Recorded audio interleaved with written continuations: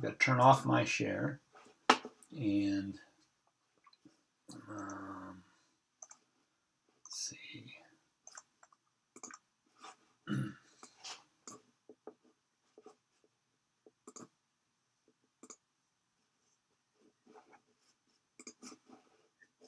There you are.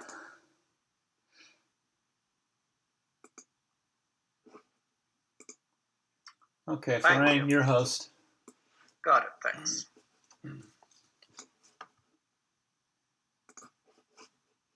We're going to work in CoCalc, Tina, so nothing different from the previous weeks.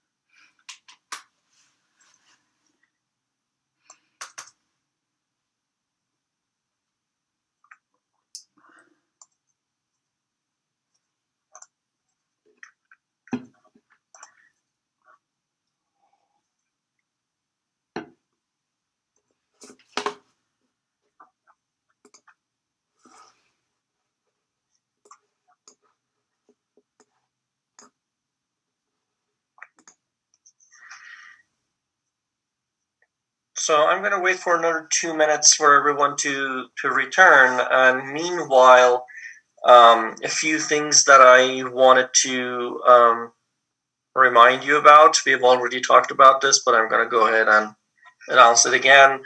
My office hours are every Monday and Wednesday from 9 to 10 a.m. You can come and join the Zoom link for the office hours, and we can talk about any questions that you may have about your lab assignments. Please, please, please do not upload your notebooks or HTML files.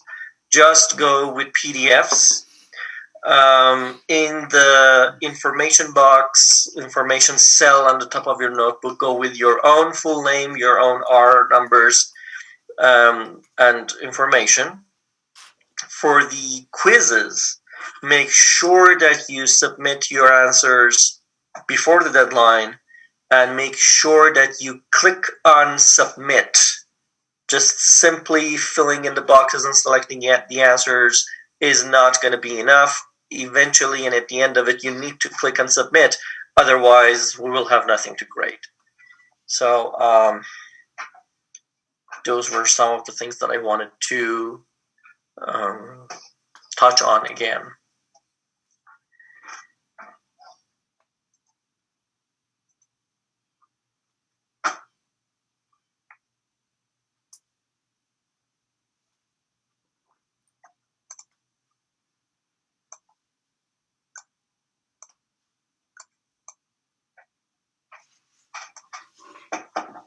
Okay, so I want you to go ahead and open your lab7 dash full narrative notebook file, and we're gonna start working on that from the top.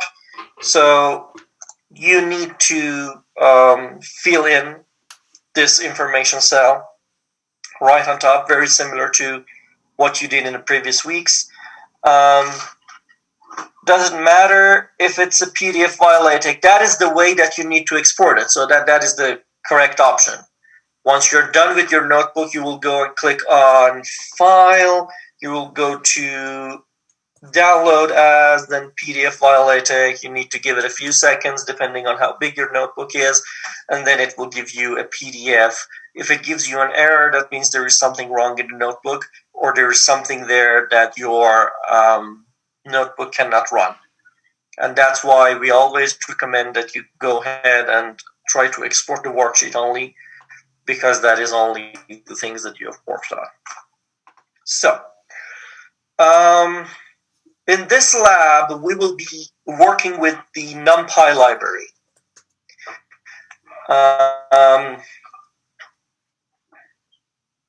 I have had trouble with PDF export in the past, so is it okay if I have turned it? If you we can't do anything at this moment.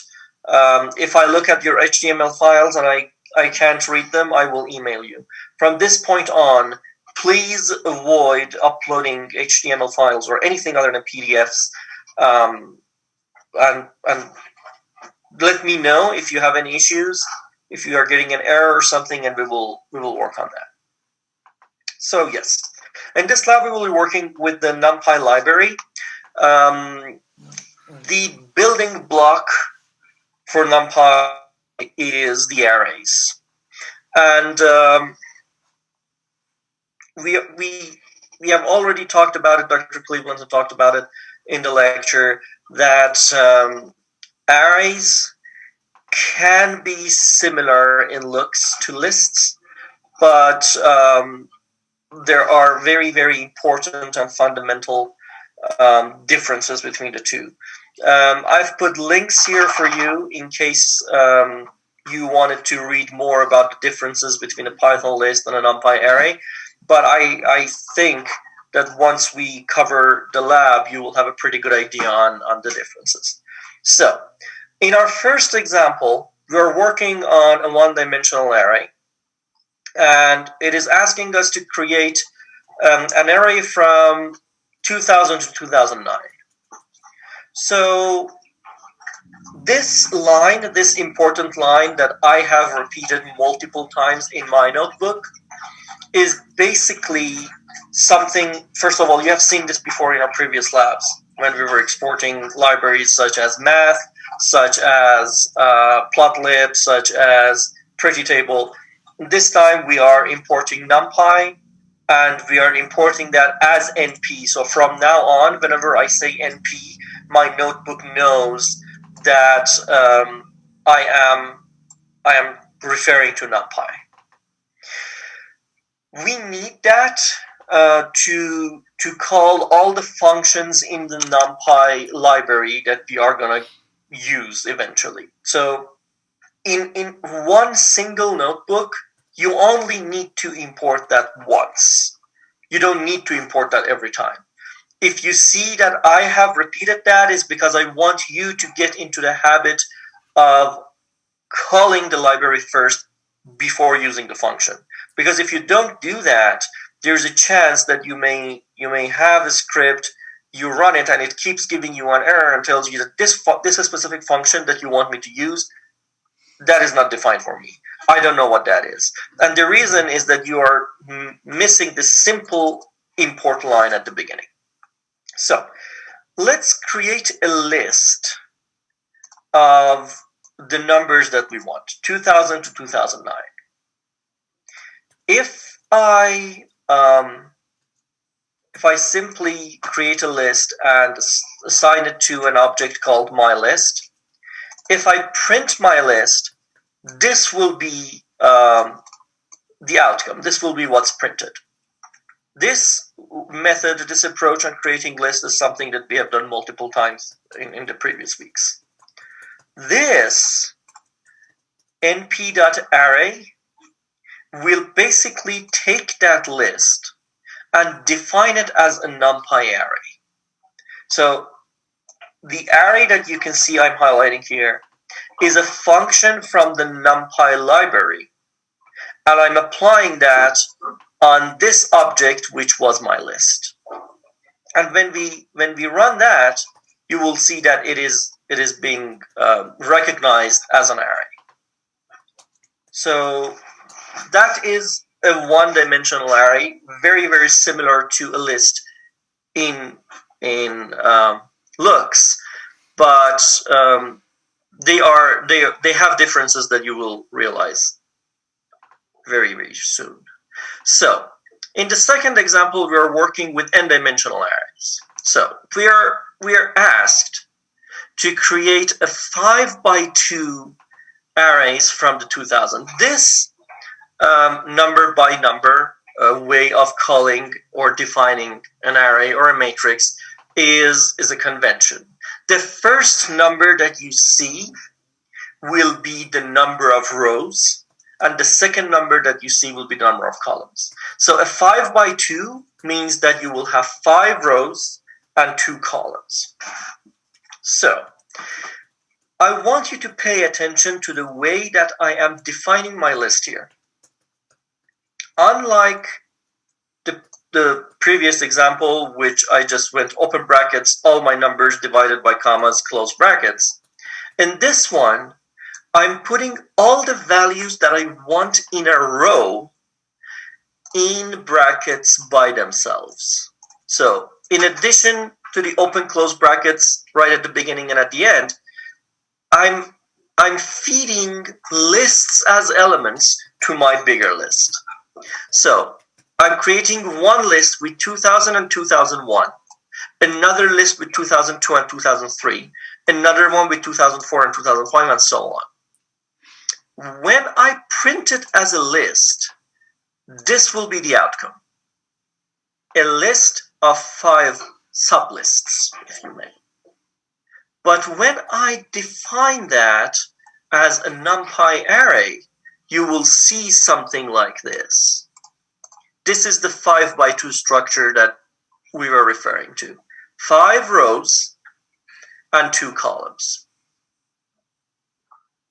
Okay, so this format is basically how you communicate with your NumPy array and define the structure that you want to go with.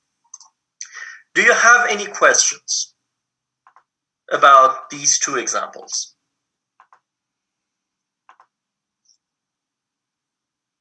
I'm looking at the chat box. There is nothing there. I hope that's a good sign. Okay, cool. For exercise 1, you are given a list of numbers. Using the numbers below, 9, 18, 333, and so on. For part A, you're asked to create a one-dimensional array, very similar to example 1. In part B, you're asked to create a 4 by 4 array, which means that we want 4 rows and 4 columns. But we need you to define it in a specific way. We want all the numbers in the first row to be single digits. We want all the numbers in the second row to be 2 digits and even numbers. All the numbers in the third row to be 2 digits and odd numbers. And then all numbers in the fourth row to be 3-digit numbers. And that will be your exercise 1. Is that clear? That should be like that for you. Cool. So I'm going to wait a few more seconds for any potential questions to pop up. Yeah? So do we have to sort it by ourselves, or we have to write a code so that this code sorts it? I really had difficulties hearing you, so can you please repeat? So you see these conditions? Can you hear me? Yes, but it's kind of disconnected. So unmute and speak a little slower.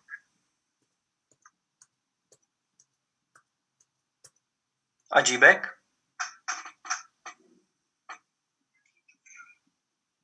Oh, okay. So in the chat box. Can we arrange the numbers the way we want it, or do we need... You can do that yourself.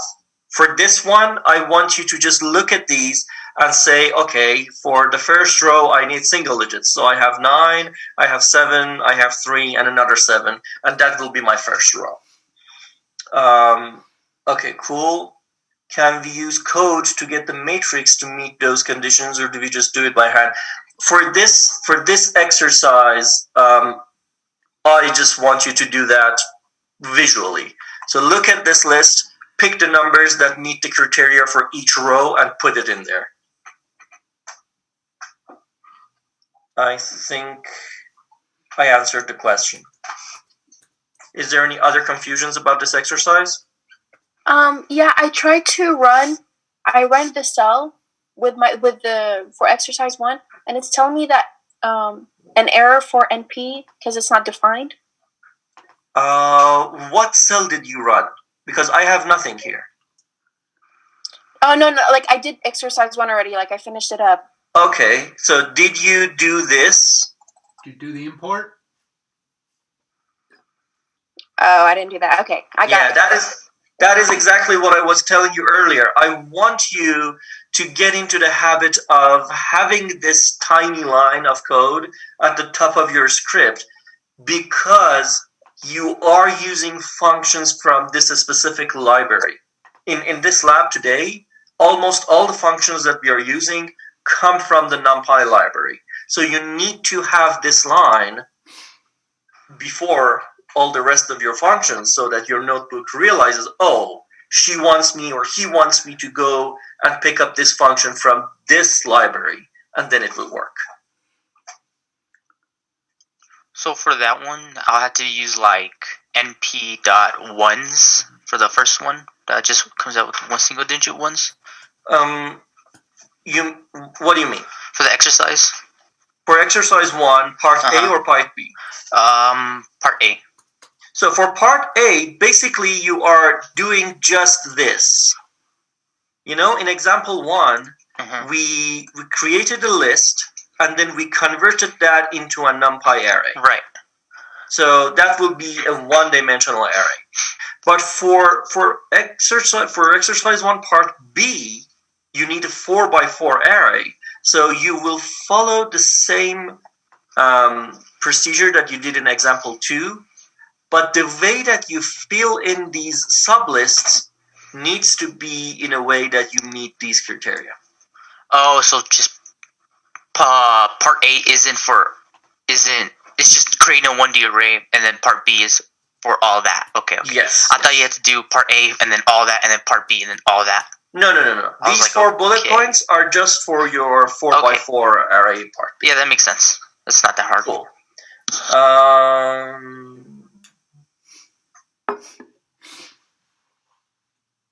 Okay, I think we are ready to move on.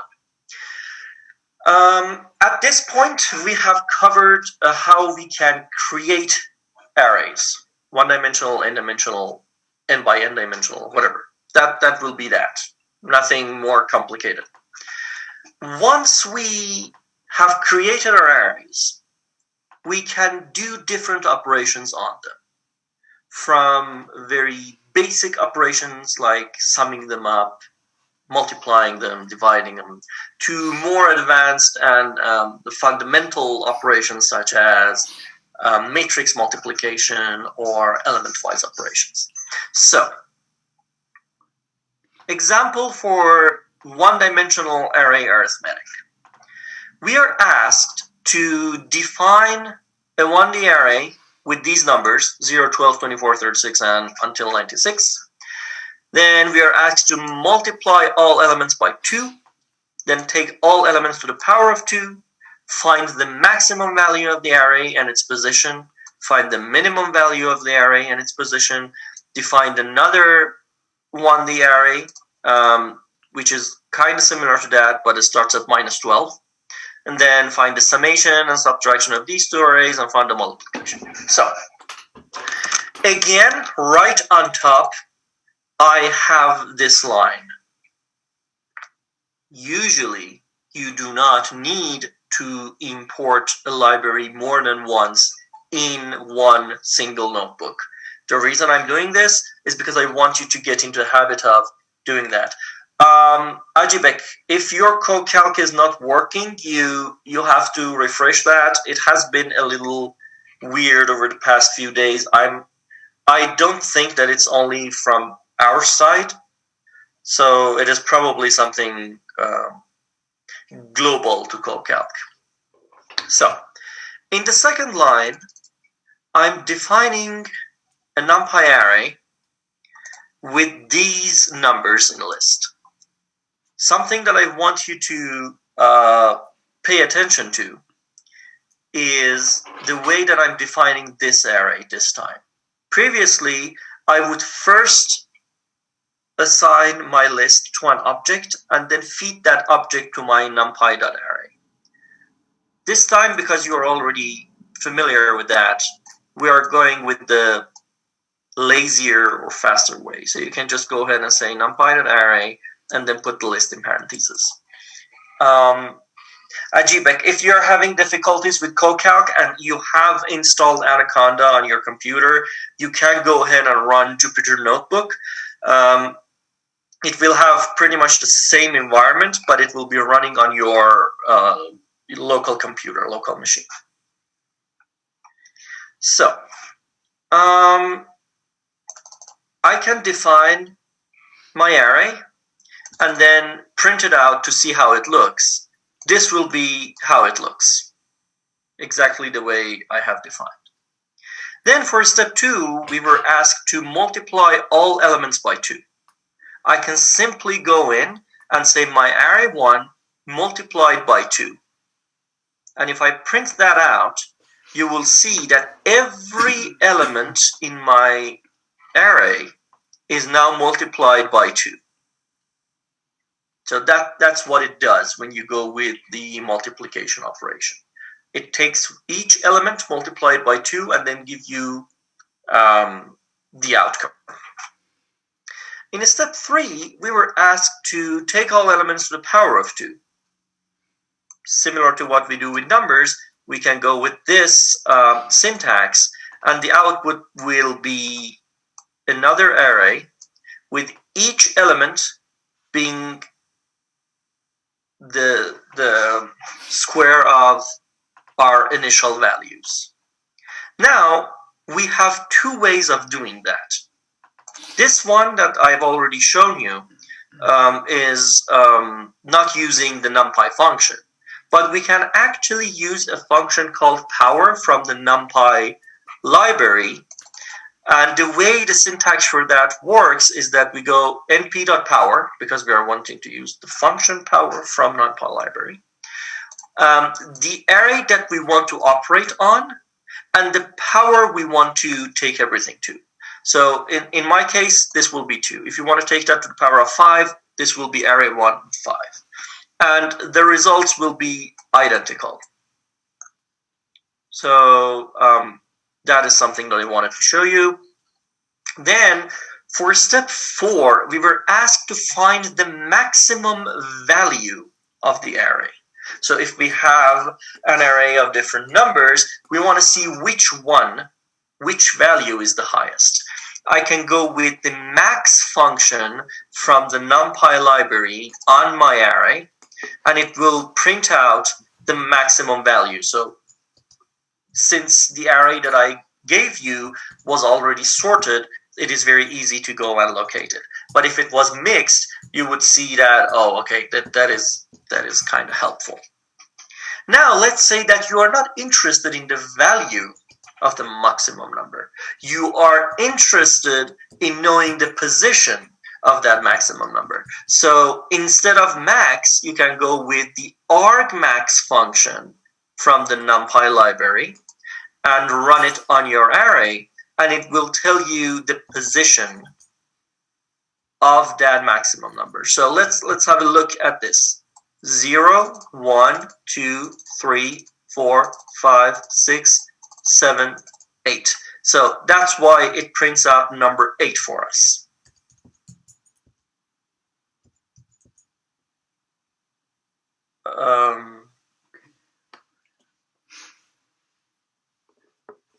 Exercise.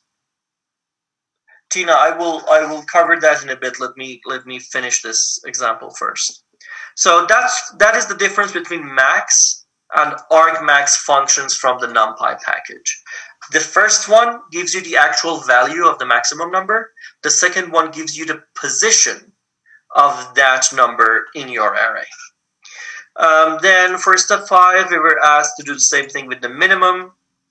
Very similar to that, we have minimum and argmin functions from the NumPy library that we can run, and they will work in the exact same way.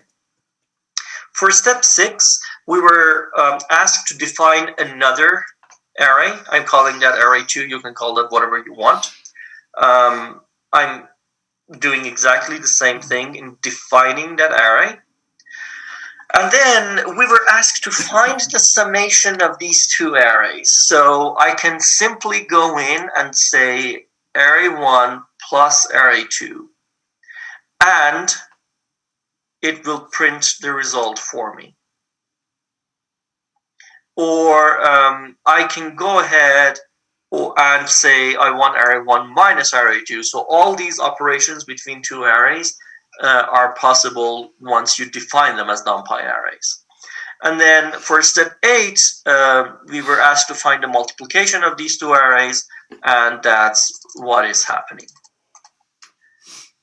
Something that you need to remember is that you need to have the same dimensions if you want to deal with arrays. And that is kind of an underlying assumption in that. So, Tina, you are saying that with that script on exercise 1, it is giving you only the second one. That is because you are not using the print function. If you go and say print np.array of exercise 1 and print np.array of exercise 1 edit, you will see both versions at the end. What is the length function method for arrays? Okay, first of all, let me tell you what I guess. Print length of array 1.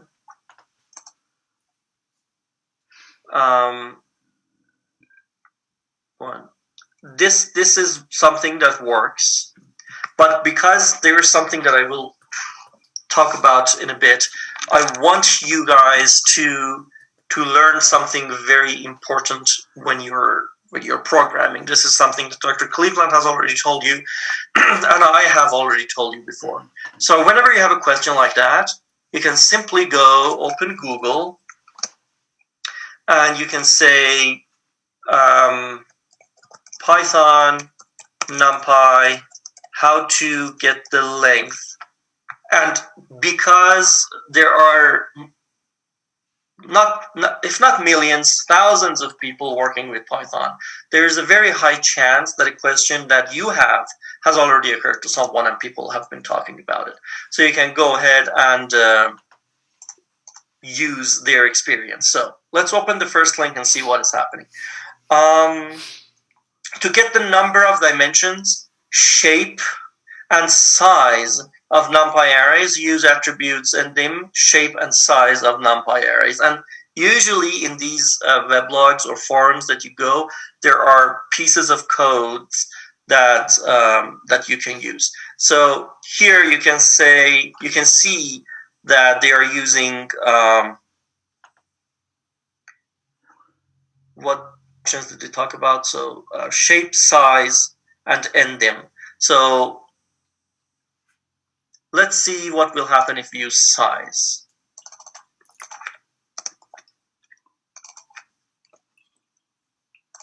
I have a feeling that it will give me an error because it says size is not defined. It could be because of this, or yeah. The reason that it didn't work initially, because size is a function defined within the NumPy library. So you need to call that similar to the way that you call like npmin or npmax. But this is another way. The results is identical to using the length function, but it works both ways. So Braden, I hope that was a good enough answer for your question. Is it okay if we use different cells for exercise 1? Cody, what do you mean by that?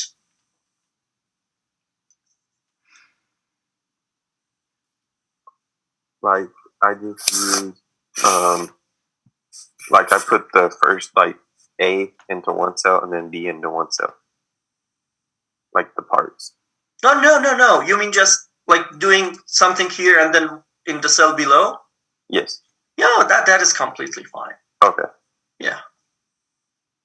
So let us move on to our example of array arithmetic on n-dimensional arrays. So we are asked to create a 2x2 array with 5, 10, 15, and 20, and then another one with 3, 6, 9, and 12. And then we're asked to find the summation, subtraction of these two arrays, find the minimum number. In the multiplication of these two arrays, find the position of the maximum in the multiplication of these two arrays, find the mean, and find the mean of the first row. Okay, so let's see what is happening. Again, for me and for this notebook I'm importing, if you have already done it somewhere above, you don't have to import it. First, I'm creating my first array as a 2x2, 5 and 10 in the first row, 15 and 20 in the second row. Then my second array with 3 and 6 in the first row and 9 and 12 in the second row. That is simply doing the first 2 bullet points. Then for step 3, we are asked to find the summation. As easy as that, we can go ahead and sum them up. So my first array, highlighted below, my second array, and then this one, you can see that again, they are being added element by element. So first column, first row, 5. First column, first row, 3. 5 plus 3, 8.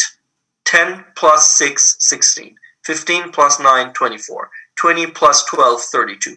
And that's how it works. So it goes and looks at the counterpart of each element and do the operations on those.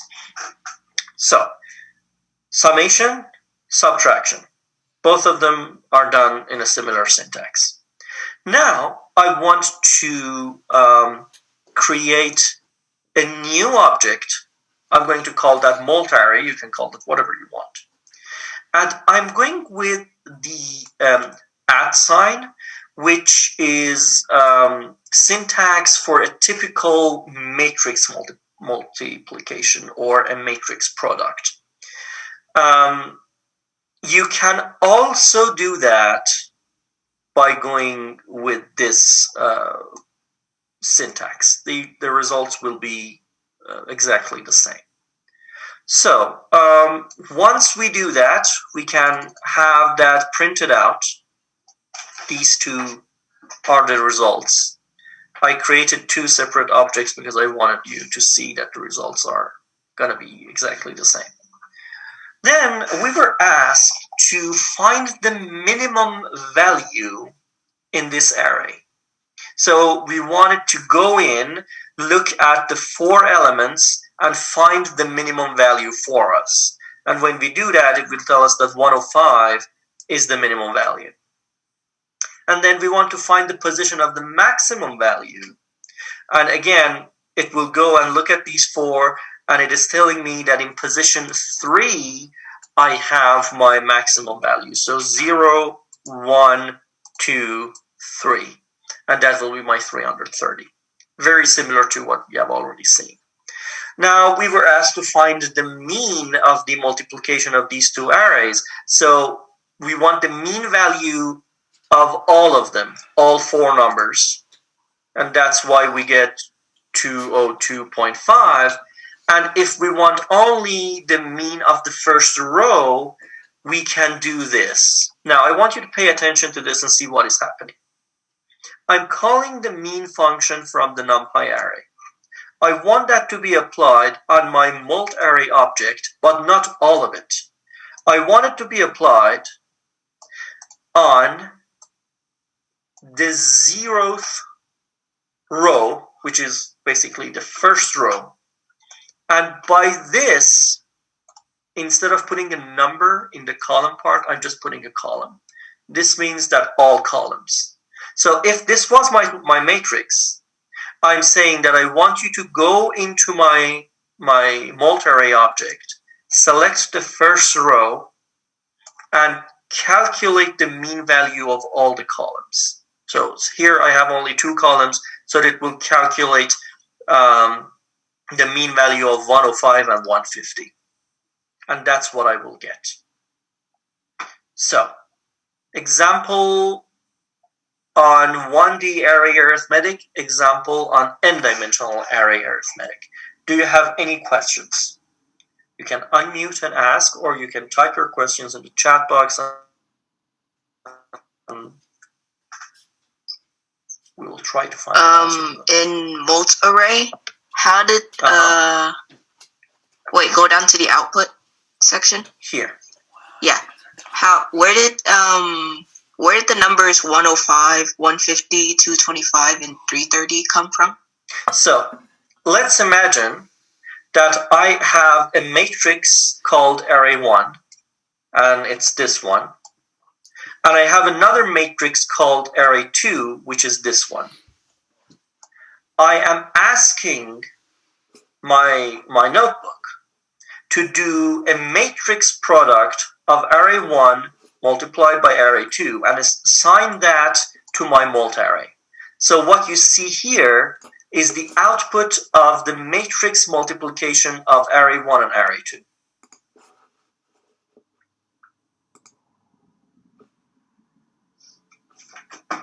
Was that a good enough answer, Tina?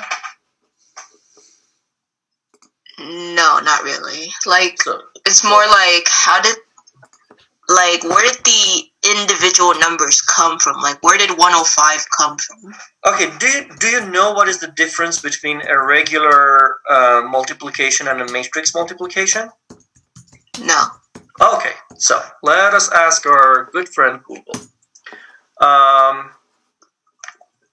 Matrix multiplication versus array multiplication. Preferably Python.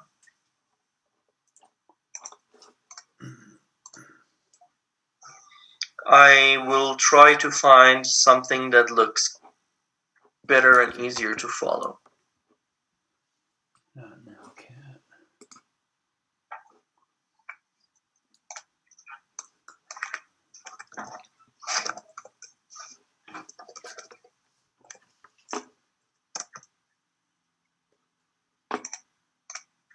So, maybe this is a better starting point. When we are multiplying matrices, one thing that may happen is that we have one number and we want to multiply that into our matrix. So in that case, very similar to what you saw with our one-dimensional arrays, we will take that number and multiply that by each element and compute the outcome. So in this case, 2 multiplied by 4 is 8, 2 multiplied by 0 is 0, 2 multiplied by 1 is 2, and 2 multiplied by minus 9 is minus 8. So far, so good? Yeah, I got it. Cool. Once we want to calculate a matrix, what we do is going to be a little different. So look at this example. We have a 2 by 3 matrix, 1, 2, 3, 4, 5, 6 on the first one, and then a 3 by 2 matrix, 7, 8, 9, 10, 11, 12 on the second one. The way that we calculate the output is that we say 1 multiplied by 7 plus 2 multiplied by 9 plus 3 multiplied by 11. And that number, which is 58 in this case, will go in the first position. Then we will do the same thing with the first row of the first matrix and the second row of the second matrix. So it will go 1 multiplied by 8, 2 multiplied by 10, 3 multiplied by 12, and that number will go next to 58. This is a matrix multiplication. You got that? Yeah, can you scroll down? I think the second one. Here you go. I can actually copy and paste this link in the chat box in case someone wants to spend more time on it. But was that kind of helping you to resolve the issue? Yeah, I think you might need to copy paste that link. When would we ever use like matrix multiplication in real life?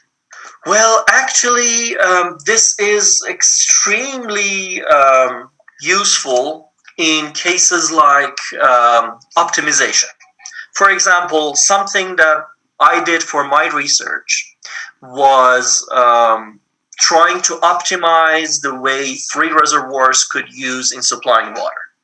Without going into too much detail, the way that you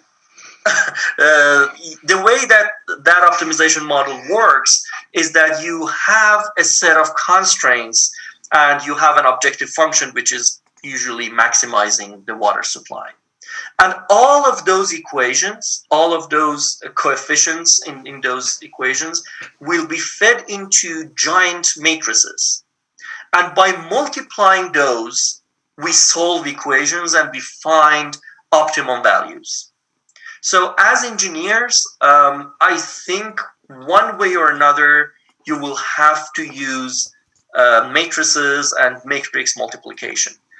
Because of the huge amount of data that we are dealing with in different fields of engineering, we use matrices a lot.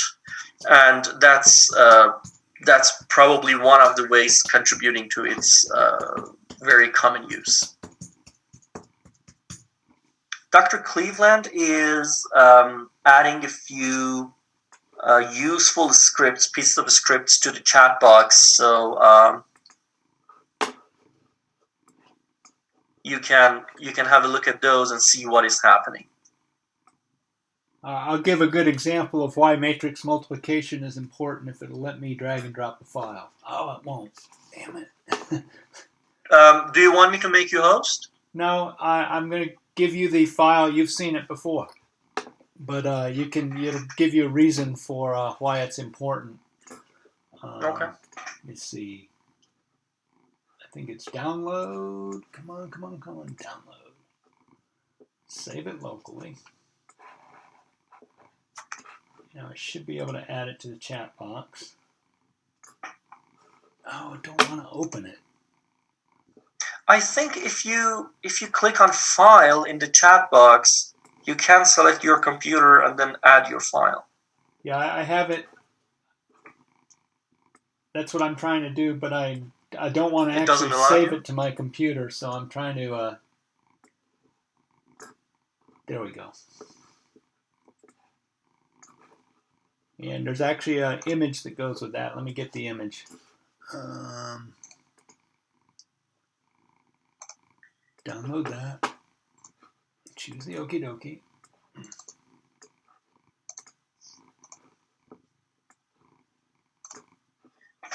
So let me bring in the file Dr. Cleveland just sent me.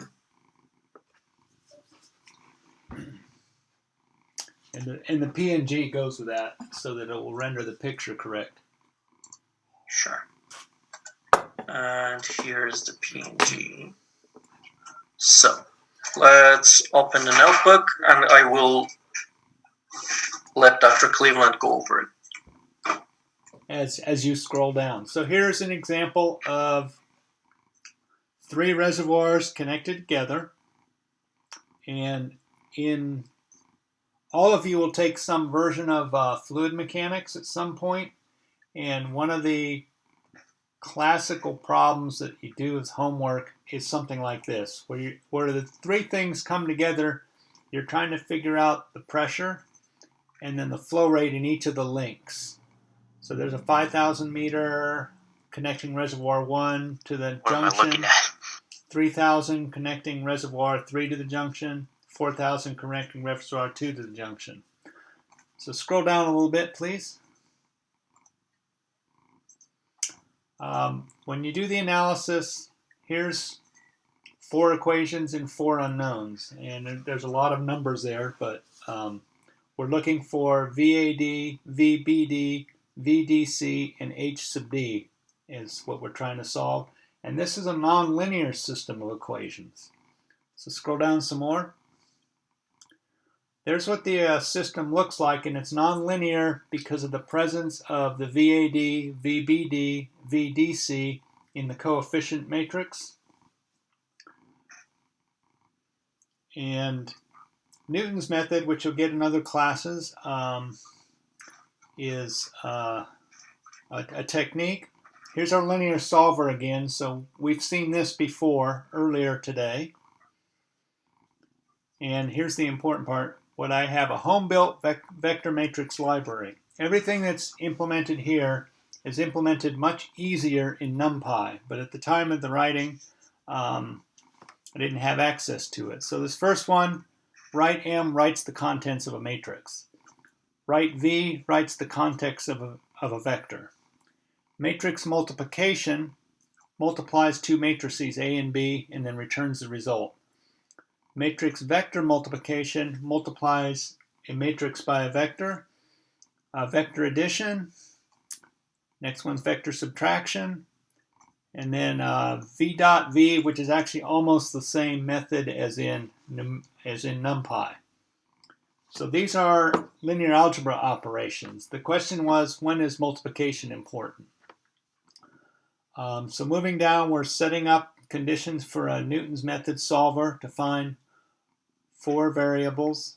And right about here is where we take the initial vector and the function vector and we start iterating. So we're making successive guesses.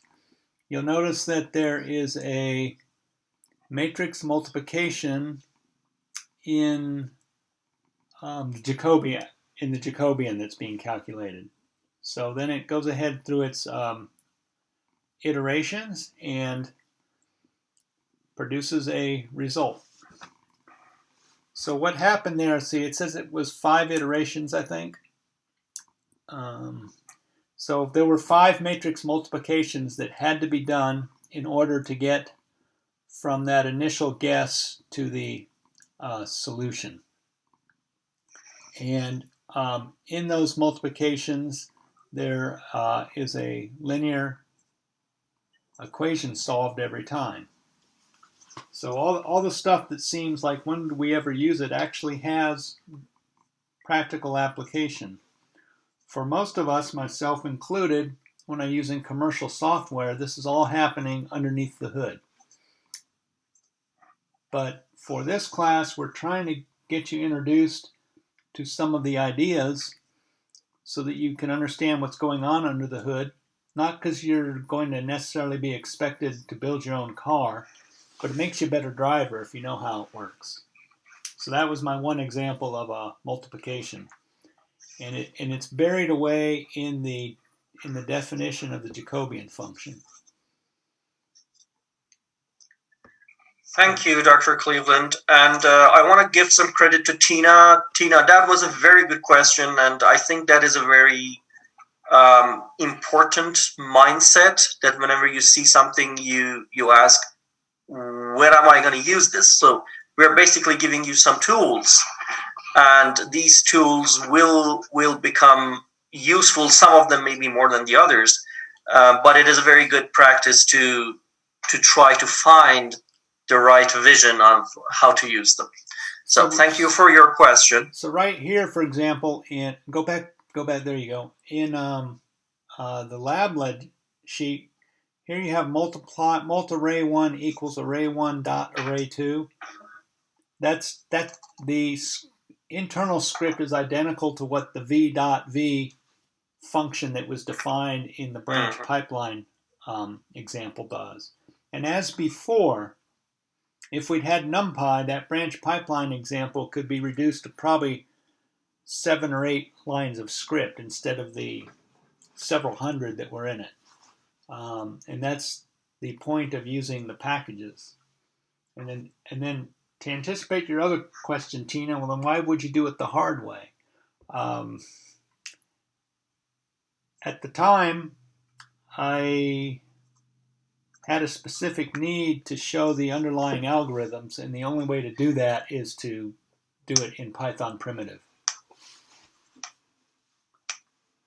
So, Farang, sorry to interrupt, but thank you for the opportunity. No, thank you. Yeah, thank you for explaining it.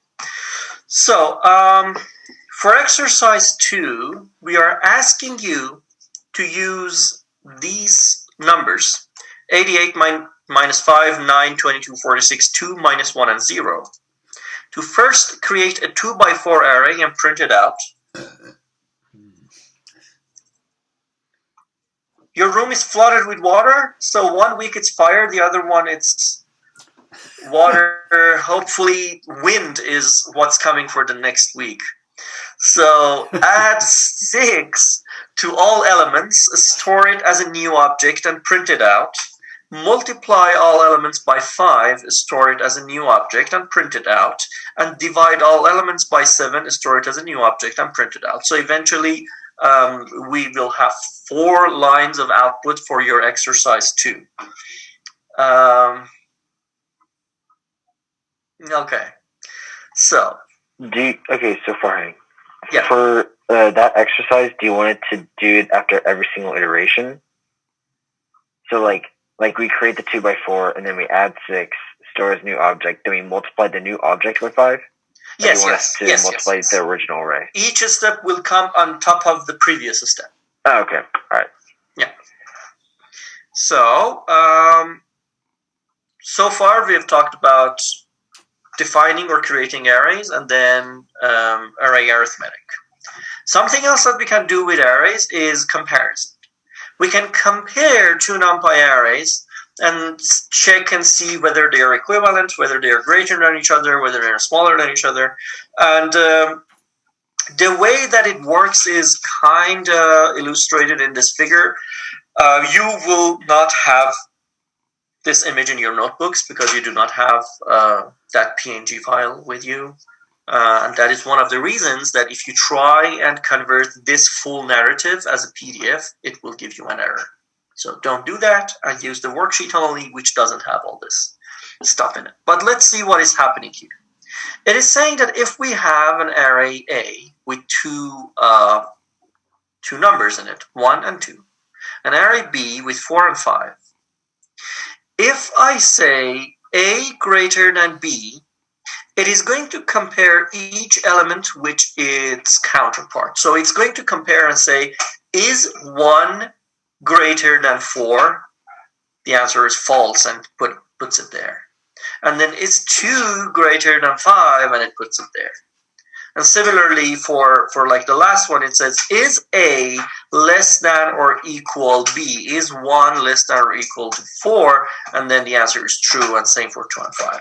That is the logic that's happening behind the comparison. And yes, Rami, thank you for the answer.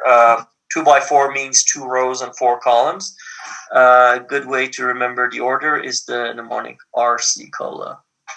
Yeah. So for the first example, you are asked to define a 1D array, 1, but notice that it's a float, 2.5, 3.4, and 7.7. And then you are asked to define another 1D array with 5 over 5, 5 over 2, 6.8 over 2, 20 over 3, and 14 over 2. And then you're asked to compare and see if the 2 arrays are equal. You're asked to define a third array and compare and see if the first array is greater than or equal to the third one. Let's see. Again, initially I'm calling my Numpy library as NP. I'm defining my first array exactly the same way that is asked by the question. I'm having that printed out, which will give me this. I'm defining my second array exactly the same way that the question asked. And when I print it out, it gives me this. So it kind of goes in, do all the computations, apply the operations that I have typed in, and it gives me the ultimate outcome. Travis, if you do not have what I have, then your version is not the right version, but that is the only version that you could download. If the only difference that you see is that you do not have that picture, as I explained, you will not see that picture because that is on my local directory. You do not have the picture, so it's not going to show that for you. If you have different values, then I'm not sure if you have the right version. Go through the Blackboard and have a look at that and make sure that you're in the right place of the notebook. If the issue is not resolved still, stay after the lab and we will see what's going on. So, in this line, for step 3, we are comparing and seeing if the two arrays are equal. So I'm going with the equal function from the Numpy library. And the syntax for that is that you feed in the arrays that you want to compare. So I'm going with np.equal array1 and array2. And it goes in, and because I had 5 elements in my array, it's going to tell me 5 status. Is the first one equal to the is the first element of the first array is equal to the first element of the second array, and so on. True, true, true, true, true. So we're good on that. Then I define my third array. What does it mean to store it as a new object? So basically what I'm doing here, I'm assigning whatever is on the right-hand side to a new object. So I want you to name it as a new object and call it a new object and define a new object. Very similar to what you did in the previous labs. So here I'm defining a new object. I'm calling that array3. I'm doing NumPy array definition syntax, and I'm going with these numbers exactly as the question asked. And when I print that, this will be the outcome. And this is a mistake. This is not a step 5. This is actually not the step 3. This is a step 5. And we were asked to compare and see if the first array is greater than or equal to the third array. So instead of np.equal, I'm going with np.greater underline equal. This will check exactly what I want to check. And then I'm going to feed in the arrays that I want to compare, which is array 1 and array 3. And it's going to compare 1 with 6. Is 1 greater than or equal to 6? No. Is 2.5 greater than or equal to 1.4? True. And these pairwise comparisons, and this will be the output of my last line of code. Okay, cool. Travis had it all figured out, and I think we are good. Do you have any questions about this example?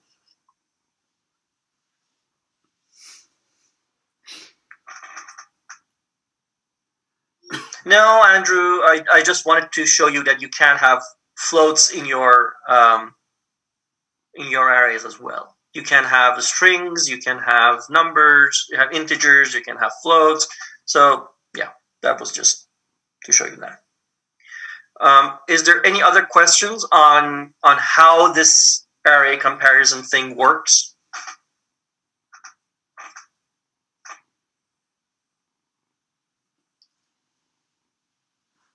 I hope that the silence is good news. So let us go and read exercise 3. You are asked to use the numbers below, 4, 9, 23, 39, 40, 55, 68, and 72, to first create a 2x2 array with all the even numbers and print it out.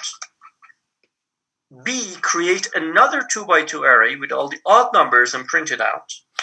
And then compare the two arrays using the less underline equal function from the NumPy package or NumPy library. I believe looking at this example, you should have no issues doing that. If you have any questions about exercise 3, let me know. Otherwise, we will move on.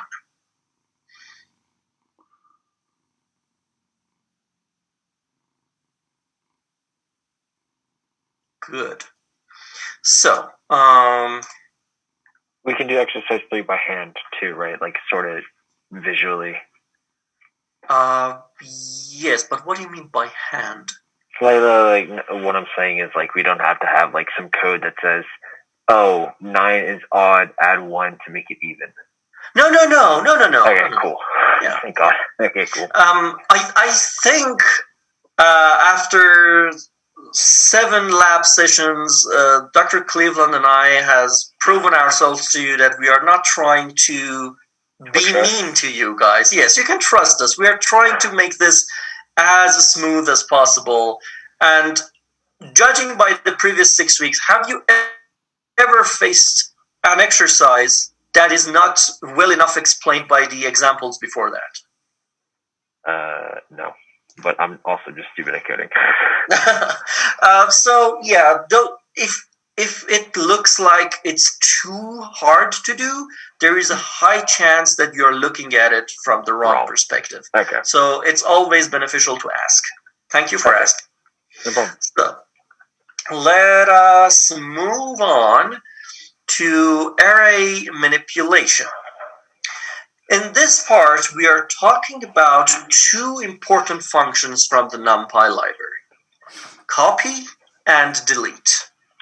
So the numpy.copy basically allows you to create a copy of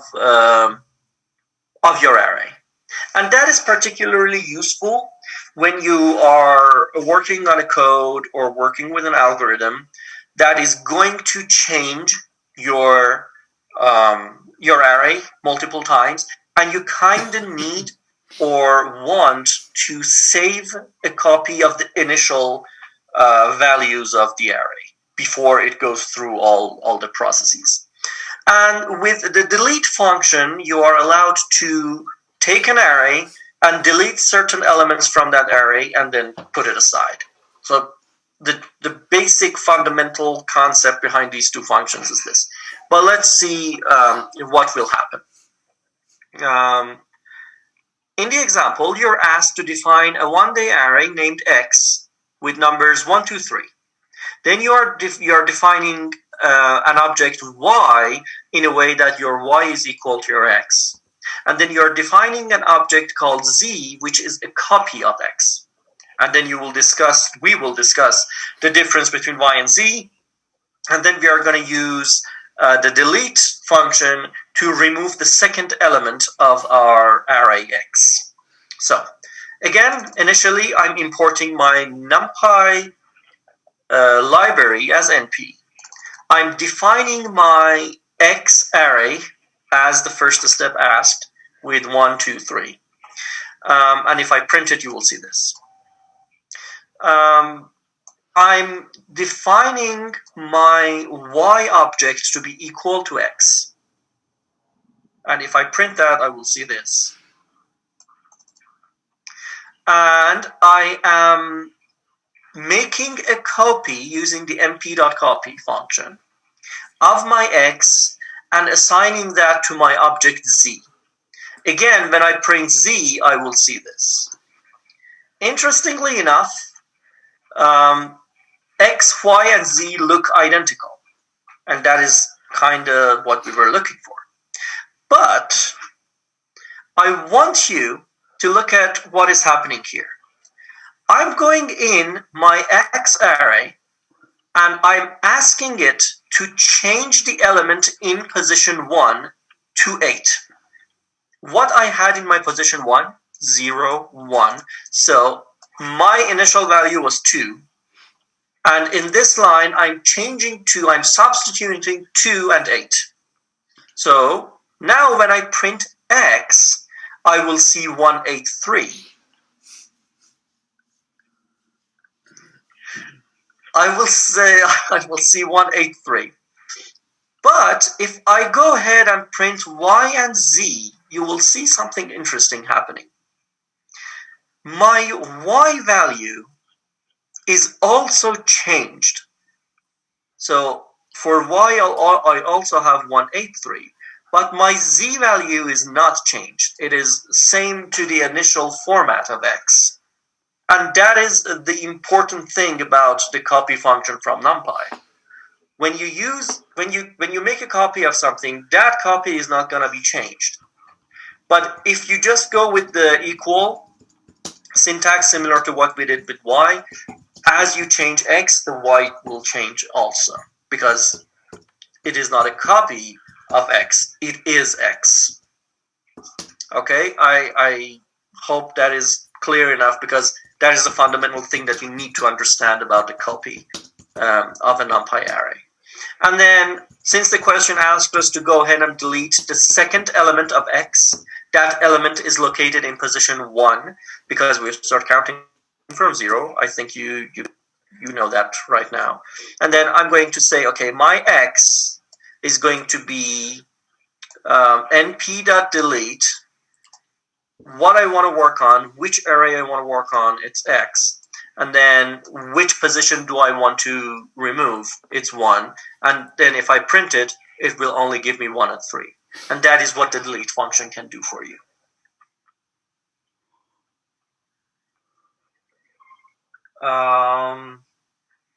So if you made z a copy after you changed x, would that make z? No, Andrew, that is exactly the point.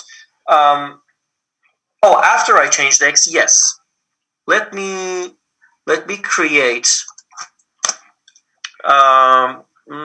w as an MP copy of x, and then print w.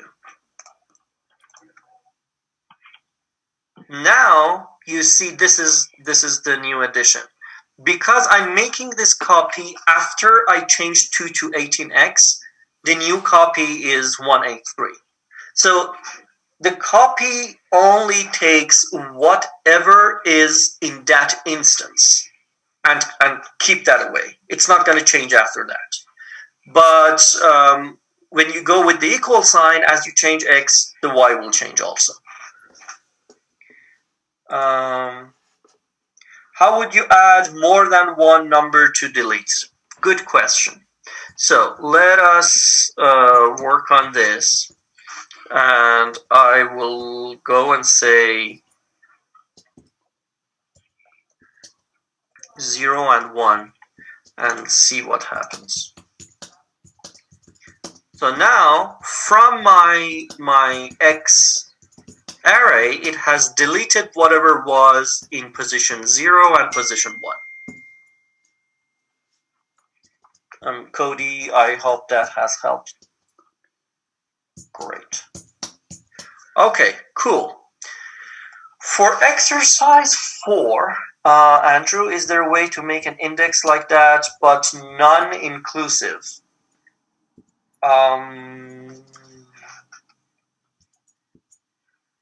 There should be. So if I have 5 elements and you only want to remove the second and the third element, you can go and pick 2 and 3. Why do you want that to be non-inclusive? You can.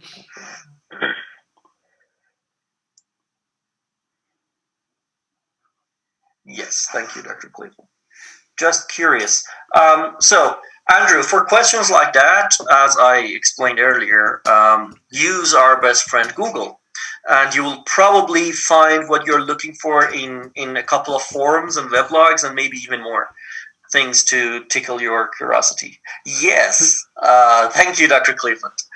So, for exercise 4, you're asked to use the numbers below, 1, 2, 3, 4, 5, 6, 7, 8, 9. You're asked to create a 1D array and print it out, as is. Delete all the even numbers and print out the new version, and then make a copy of the array from step B and print it out. I believe you should be able to do that with no issues, but if you have any questions about it, ask away. Cool. That's a good problem.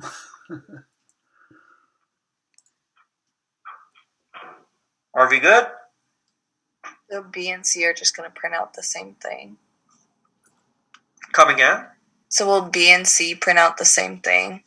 It should. Okay. If it's not the same thing, then there is some issue somewhere. Got it. So, let us move to another important thing that you need to know about NumPy arrays, and that is sorting. Sorting can be a very wide topic. Actually, if we wanted, we could have an entire session on sorting.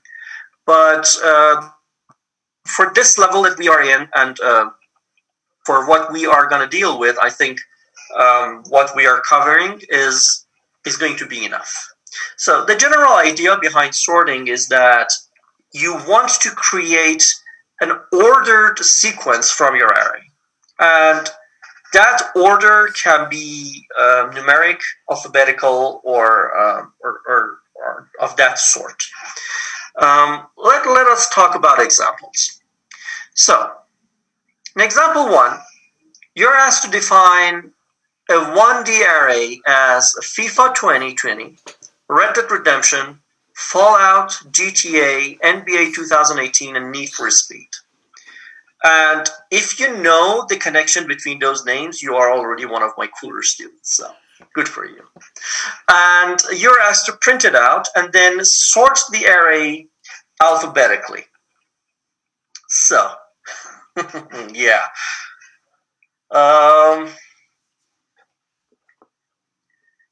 Pablo, when I try to delete the even numbers, it gives me a type error and says delete dispatcher.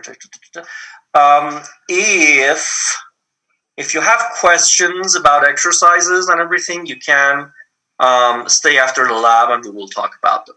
So let us see what is happening here. Again, I'm importing my Numpy library as NP. I'm defining a 1D array and I'm calling that games.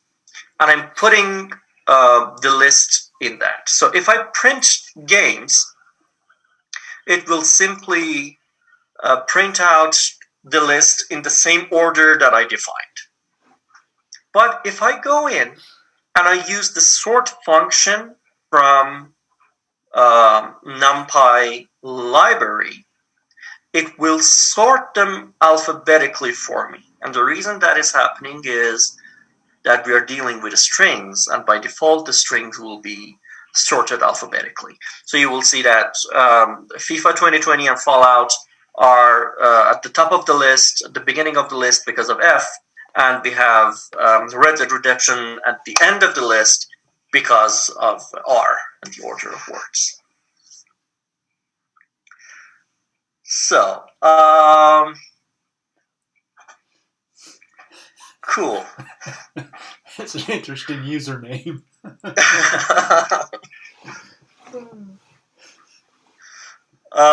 Let us proceed to the sorting n-dimensional arrays.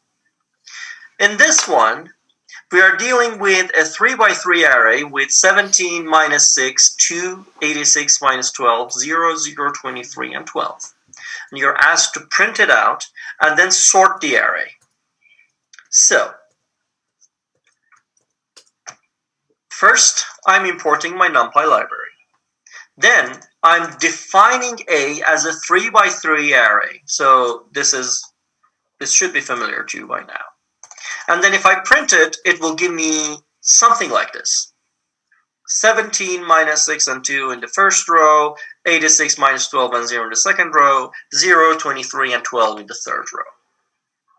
And then, if I want to use the sort function on my A array, and I say that I want it to be sorted along axis 0, this will be sorting the array within each column. So if I run that, you will see, if you compare this one with the matrix on top, you will see that 0 is now on top, then 17, then 86. So it's going from low to high in each column.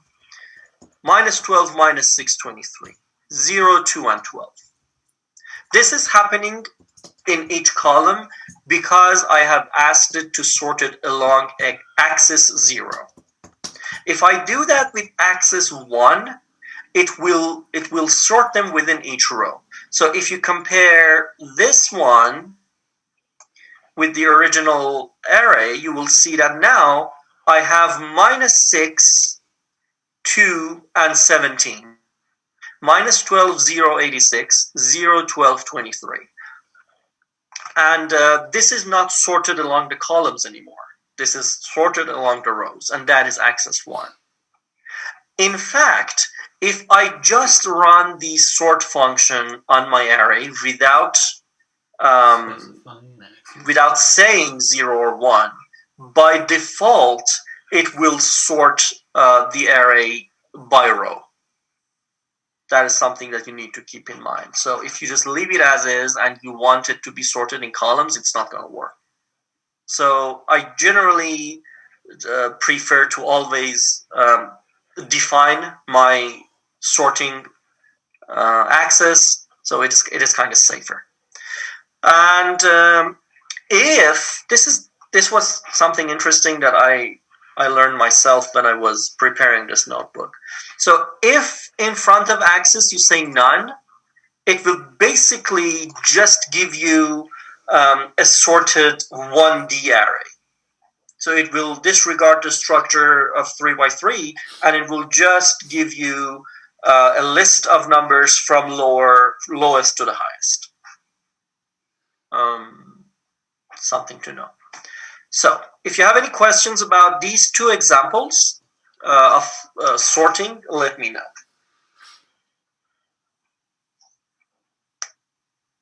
The none doesn't have to be like capitalized or something like that. I could just put it lowercase none. Yes, the first N should be capitalized. Otherwise, it will not understand what you're saying.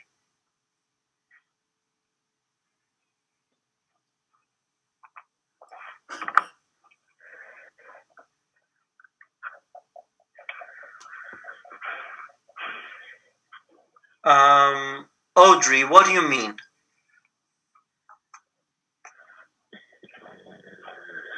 I'm just confused about columns.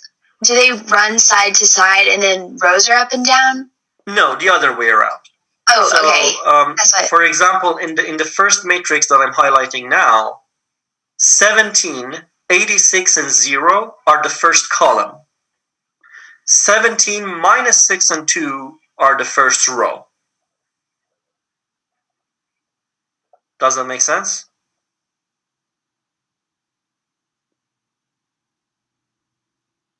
Scroll up to your picture. That'll help clarify the question.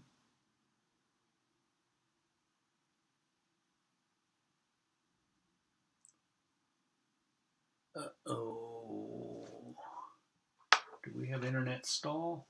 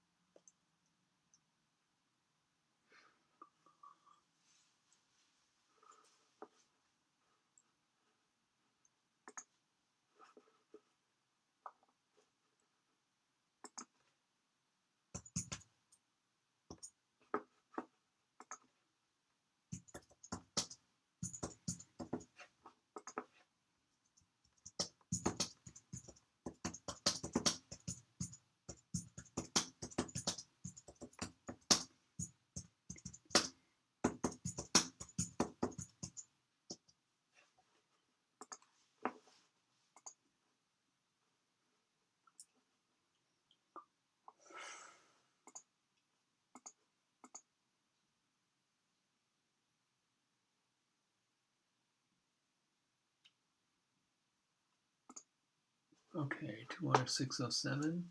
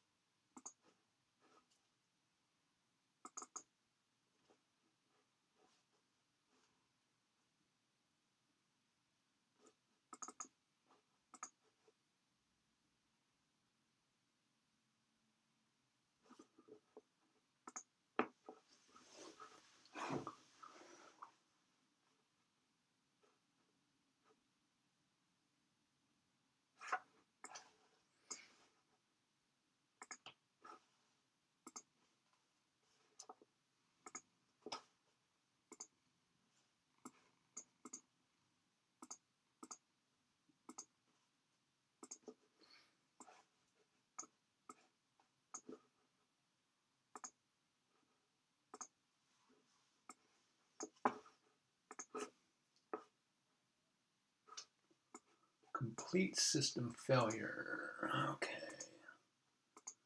Turn it back on, renegotiate the connection.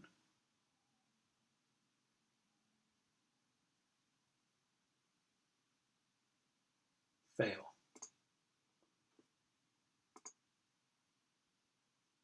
Strong signal.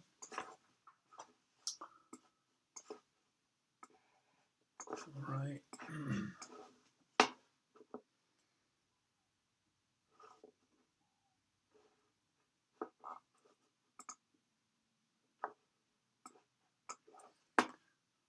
Okay, looks like that outbounded correctly.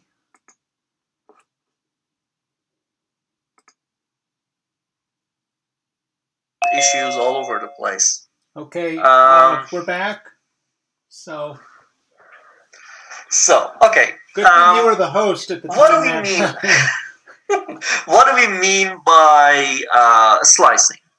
Slicing in Python means taking elements from one given index to another, and you can basically go into one array and pick something that you want and separate it out. The same technique, the same skill, can be used to delete certain elements from an array, but we will talk about simple slicing first.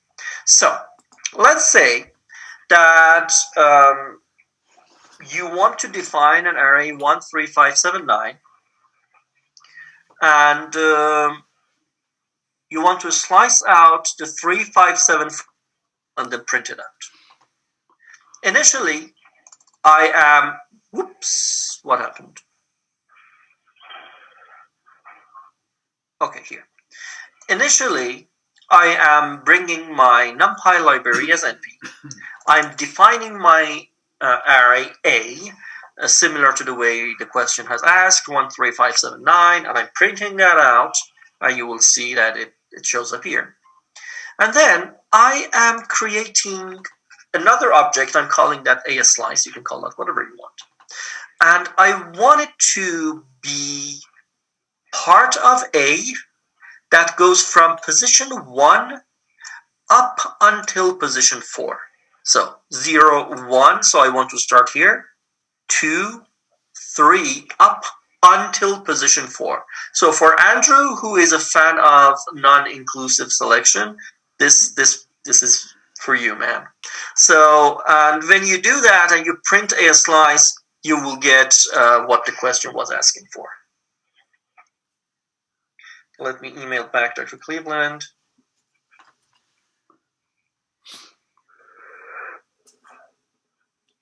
So, that is the way to slice a 1D array, as simple as that. Then, for our next example, we are asked to define a 5 by 5 array with these superhero names and then print it out. Then slice the first column and print it out. Slice the third row and print it out. Slice Wolverine and print it out. That is kind of ironic. You get to slice Wolverine. So slice a 3 by 3 array with Wonder Woman, Ray Palmer, Iron Man, Martian Manhunter, Spider-Man, Doctor Strange, Barry Allen, Thor, and Daredevil. So let's see what is happening. Again, I am bringing in my Numpy library. I'm creating a Numpy array, a 5 by 5 Numpy array, with the names that the question has given me. If I print this out, this will be my first step, and this is the outcome, right up until here. So you see that you have 5 rows and you have 5 columns. Then we are asked to slice the first column. How do we do that? We go and call our superhero array. We go open brackets, close brackets, and in that we put a comma. Whatever I put on the left side of my comma will be the selection of rows, and whatever I put on the right hand side of my comma will be the selection of my columns. So, for the first one, I'm asked to slice out the first column. Since there is nothing there about rows, I'm assuming that I want all my rows. If you want all of your rows, you just put a column there. That will select everything. So, which column do we want? The first column. So that will be position 0. If I print that, it will give me this. Superman, Aquaman, Hawkman, Solar, and Captain Marvel. This is exactly the first column of my array. Now, I'm asked to slice the third row. Very, very similar to what I told you. You go with the name of your array, open brackets, close brackets, 1 comma in the middle. Which row do we want? The third row will be position 2, 0, 1, 2. And that's why I put 2 there. And I want all my columns.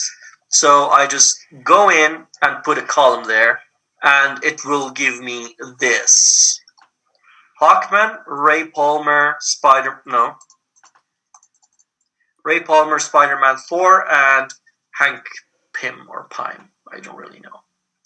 So, the next one is asking us to pick one specific element. So it's not one entire row or one entire column. It's one specific element out of the 25 elements. So I go in from my array.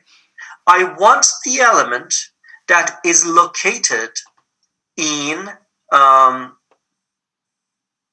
position 4 for rows and position 2 for columns. So let us go and find Wolverine in our array. So it is located here. So it is at the bottom in row 5, so position 4. And then the third column, which will be position 2. So if I run that, it will just tell me Wolverine because I'm choosing only one element. The only thing that can be a little tricky when you're playing with the slicing and indexing is the fact that Python counts 0 as the first position. You are already familiar with that, so I think you will do this pretty easy. Now, in the last part, we are asked to slice a 3x3 array with Wonder Woman, Ray Palmer, Iron Man. So I think if you look at this, you will realize that we want to start from here, go for 3 horizontally and vertically. So these are the 9 names that we want. Wonder Woman, Martian Manhunter, Barry Allen, Ray Palmer, Spider-Man 4, Iron Man, Doctor Strange, Daredevil. We want to start our selection from the second row, so position 1. And we want to go for 2 columns. So we want position 1, position 2, and position 3 up until 4. We don't want 4. So we go with 1, column 4. That column means until. And then for columns, the same. We want 1 until 4. And when we run that, you will get a 3x3 array with everything that you want. So in this example, you are seeing how to slice an entire column, how to slice an entire row, how to slice one element, and how to slice an n-dimensional element. You can go 2x2, 3x3, 4x4. And the logic behind all of them and the syntax about all of them will be consistent and similar to what you have here. So let me know if you have any questions with this.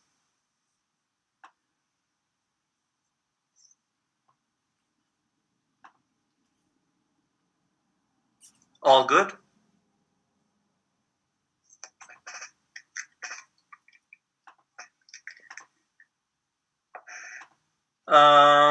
Some of the output is really hard to understand. Andrew, unmute yourself and tell me which one you are not following easily. Well, I mean, it's just that it's difficult because, like, I can't tell what outputs go with, like, what print because, like, I guess it's just not labeled. So it's like, I don't know. So I didn't know that Wonder Woman, Ray Palmer, Iron Man, like that bottom three, like and there, I didn't know that all was one like thing. For example, that's just okay. I have a suggestion for you. I actually have two suggestions for you. One of them is that you can easily hash out everything that you are not interested in. So if I do this and run it, it will simply give me first print. If you only want to see what is happening in the last step, you can hash out everything else and just keep the last one, and it will give you that. That is one way of making it a little less messy. Okay. Something else that you can do is that you can just copy and paste the part or the function or the line that you're interested in another cell, in a new cell, and run it there. That way you have a better idea on what is happening at each step. Okay, thank you. And then one other thing was, what exactly is happening with the print superheroes 1:4, 1:4? I have the same question. Yeah, like what exactly is going on with that particular line? So let us simply take this out and look at it separately. This syntax is telling you that I want to slice out something from an array. What is the name of that array? Superheroes. What do I want to slice out? In terms of rows, I want to start at row 1, and I want to go until row 4. Do I want row 4 to be included? No. What does this tell me in terms of columns? I want to start at column 1, and I want to go until 4. Do I want the column 4 to be included? No. The only thing that you can't see here, but you already know, is that when you say column 1, it will be the column located in position 2, because Python counts 0, 1, 2, 3, 4. Did you get that? Yes, that makes a lot of sense. So basically, it's just you start with row 1 and you take the up to the third element of that row. And then you go to column 1 and you take up to the third element of that column. So it would be Wonder Woman through Iron Man as the columns, and then it would be Wonder Woman through Barry Allen for kind of. Exactly. Okay. Does it make sense now? Yes. Cool. So basically, in the slices that you have here, in this one, you are slicing one entire column. In this one, you are slicing one entire row. In this one, you are slicing only one element. And in this one, you are slicing an array, a 3x3 array. So, do we have any other questions about slicing?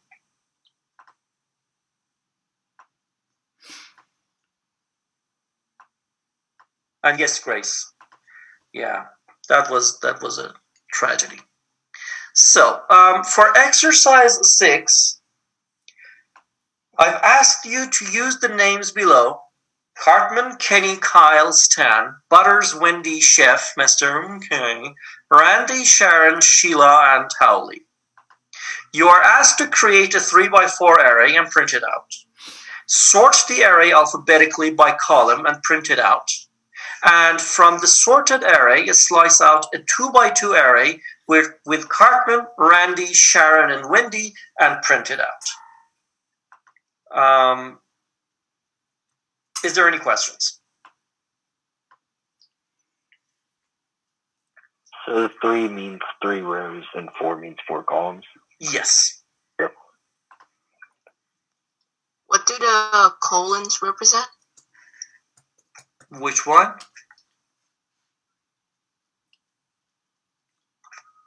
What are you asking about? The highlight, the script you highlighted, print superheroes. Oh, okay, here in the example. Yeah. Basically, the column means until. So 1 column 4 means start at 1 and go until 4.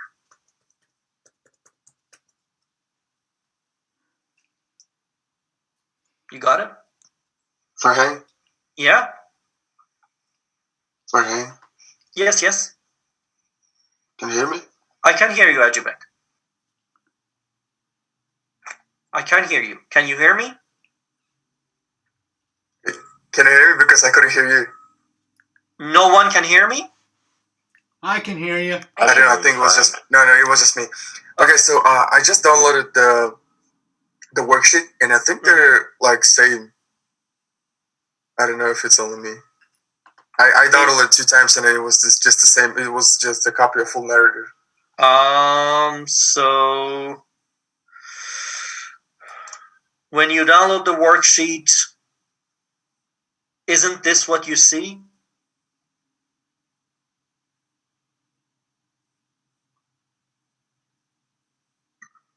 Yeah, because remember in lab 6, it was just exercises that were in examples.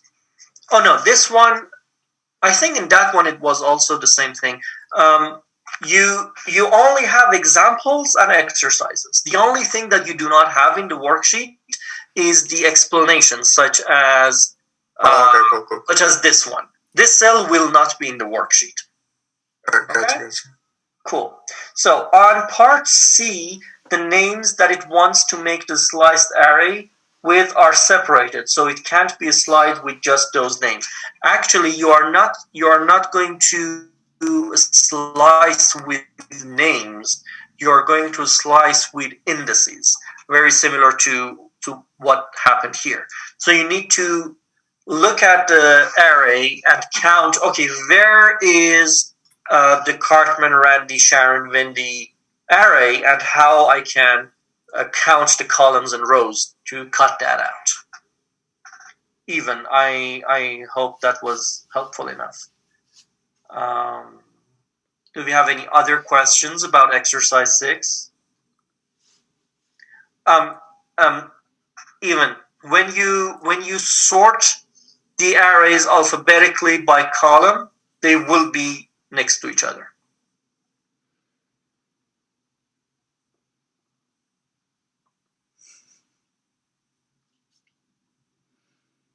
Any other questions about exercise 6?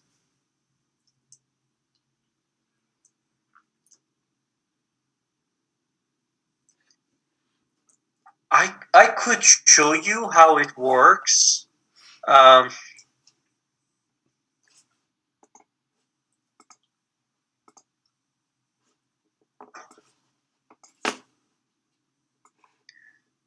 Let me see this.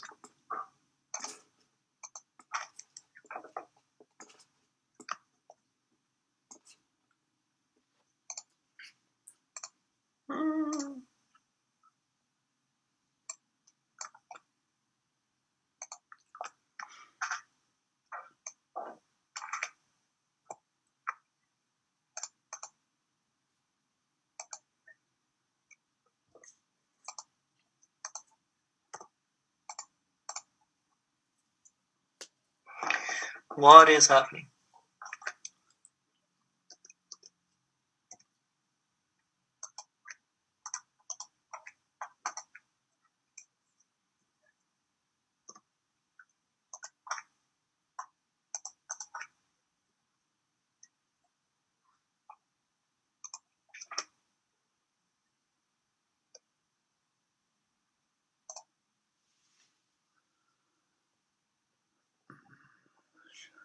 Dude, what have you done?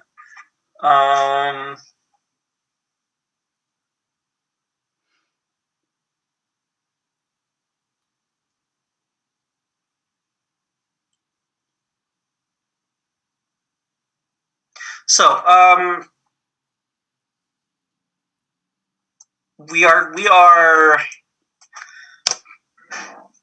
5 minutes away from the end of the lab. I'm going to wait for any other questions about the lab material, and if you have questions about the exercises, you can email me right away. Do not wait for 10 minutes or whatever. email me right away, and I can send you an email for a Zoom link, and we can keep talking there. But at this point, I cannot really give you scripts for the exercises. I can give you hints. That is completely fine. We can discuss your ideas. So I think that could be helpful to some of them. If you need to talk about anything from this lab or the previous labs, just send me an email, and I will send you a link so that we can discuss everything. Braden, for that you should email Dr. Cleveland. That is something that he can do. Even it is completely okay. If you have time, you can come to the meeting after this and we can discuss the situation. The way I script it, they go together. So I think there is something that we are missing somewhere.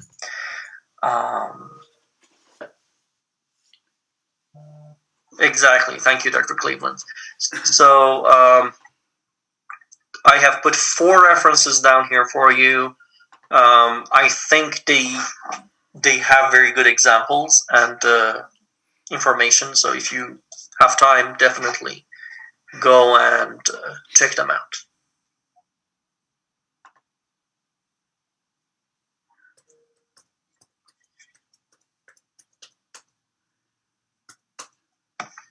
So, Dr. Cleveland, I think we are done for the lab. I will send another Zoom link to all those who have emailed me, and we can go over your questions. Okay, stall for 2 minutes. I'm creating the lab7 assignment receiver.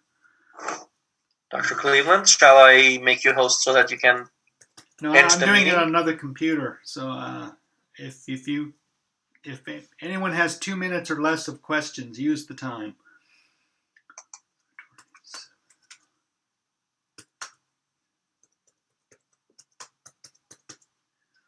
Okay, hit that. Due date is next. Our due dates are Wednesday, right? So it'll be next Wednesday. Done. And Yeah, of course. Thank you. Be safe. Take care and have a great day. I think it's must be provided. Have a good one. You too. Hey, Farhang. Yeah. Do you recommend that we keep like an actual physical notebook of like notes on special commands, or should we just like look at past labs? I would do both. Because I'm trying to figure out like what our midterms and our final are going to be like. I always recommend that for every piece of code that you ever write, keep them with appropriate comments somewhere, because there is always the chance that you may need to go and have a look at them. And for the lab material related to the midterm exam, I would just recommend that you review everything that we have done and make sure that there is nothing there that you find confusing, or there is nothing there that you don't really know what is happening. I think as long as you know what is happening, you should be good. You have nothing to worry. Okay. All right. Well, thanks, Ryan. That actually, yeah. All right. Have a good day. Take care. Bye. Quick question. Wait. I email you for the Zoom link. I will send it to you. Okay. Thanks. Yeah.